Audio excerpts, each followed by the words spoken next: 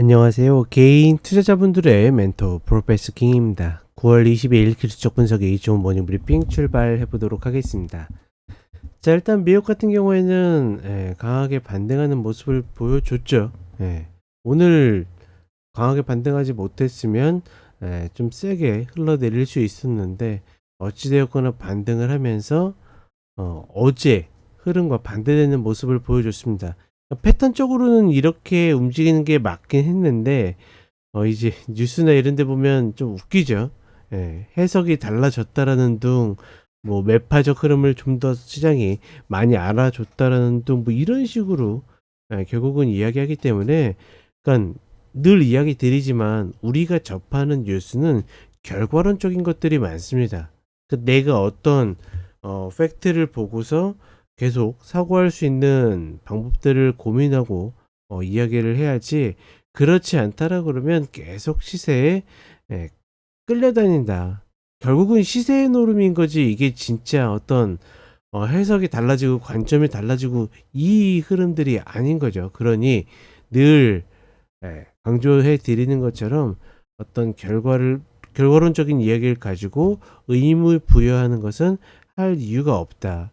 전반적으로 이제 미국 시장의 흐름을 보게 되면 제가 봤을 때는 일단은 고점은 나와 있다라고 보고 있고, 지금 계속 120평을 이탈했다가 올라탔다가 이탈했다가 올라탔다 이렇게 움직이고 있죠. 전반적으로 우하향, 그쵸? 우하향이라는 거는 고점과 저점이 내려가는 거고, 최근에는 이제 수렴하는 모습을 보여줬죠. 전반적으로 얘를 갱신하지 않는 상태에서 조금씩 내려가는 그런 박스를 만들 가능성이 좀 더 높지 않겠는가라고 판단을 하고 있습니다. 그렇게 좀 보시면 되겠고, 그리고 한국 시장으로 오게 되면 어제 좀 재밌는 흐름이었죠. 저는 약보합 출발할 줄 알았는데 강보합 출발해가지고 올라가는 흐름을 조금 보여주더니 결국은 SK하이닉스가 삼성전자와 같이 밀리면서 전반적으로 좀 상대적으로 못 가는 그런 흐름을 보여줬습니다.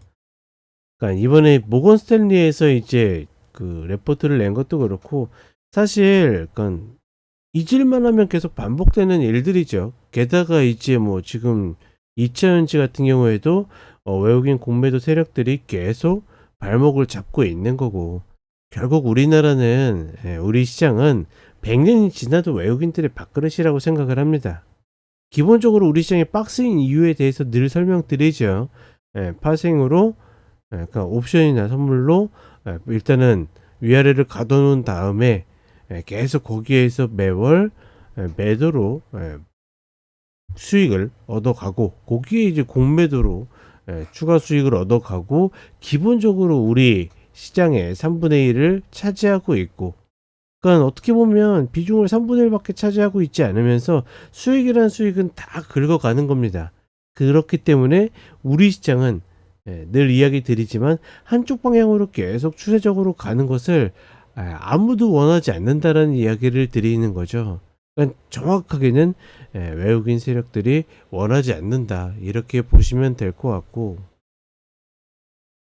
다른 거 없이 우리 시장은 여전히 2495에서 2607 박스를 가져갈 가능성이 높다, 뭐 이렇게 좀 판단을 해 보겠습니다.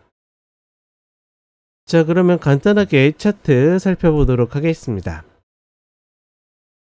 자, 나스닥 선물 보시게 되면 월물이 바뀌었거든요. 참고하시면 되겠고, 어제 금리 인하 발표 당시에는 이렇게 밀리는 모습을 보여줬다가 어제 장 전부터 쫙 해가지고 달려 올라가가지고 가는 모습을 좀 보여주고 있죠. 전고를 넘어서지는 못했어요. 전고에서는 한 퍼센트로 따지면 0.2% 정도 모자라는 흐름이었고, 그거를 넘어서지 못하는 채로 좀 밀렸다, 뭐 이렇게 보시면 될 것 같고, 제가 보는 관점으로는 넘어가기 좀 어렵지 않을까라고 보고 있습니다. 그리고 일봉의 흐름으로 보게 되면 장전에 저렇게 올랐기 때문에 갭상승해서 가는 모습을 보여줬는데, 재밌는 거는 선물은 넘지 못했는데 현물은 넘어가는 모습이에요.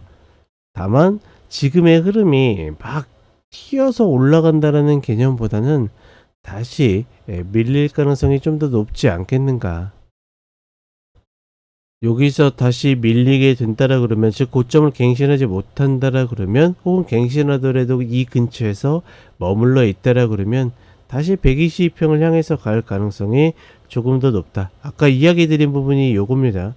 이 고점은 다시 갱신해서 넘어가기 아직까지는 어려운 형태이다. 뭐 이렇게 인지를 하시면 좋을 것 같고, 기본적으로 다른 지수들이 고점을 좀 넘어가는 그런 모습들을 보여주고 있는데, 좋다 나쁘다의 개념보다는 역시나 우리 시장에는 나스닥의 흐름이 굉장히 중요하기 때문에 여기에서 다시 꺾이는지의 흐름 정도만 체크를 하면 좋겠다. 뭐 이렇게 보시면 될 것 같고,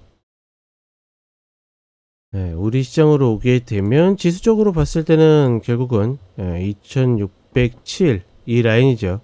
이 라인 위에 올라갔을 때는 여기에서 지수를 매수하시는 분들은 여기에서는 최소한 반 이상은 내주고 보셔야 된다.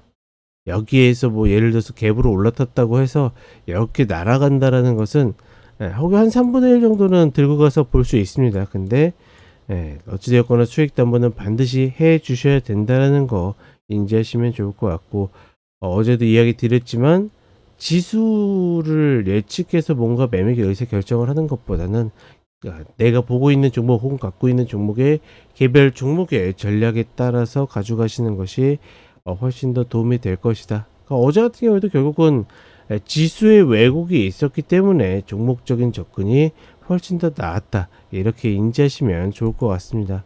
그런 면에서는 코스닥이 조금 더 유리하다라고는 보고 있는데, 냉정하게는 어떤 시장에 있느냐보다는 어떤 종목을 선택하느냐, 이런 것들이 좀 더 관심을 끌 것이다. 이렇게 보시면 되겠습니다.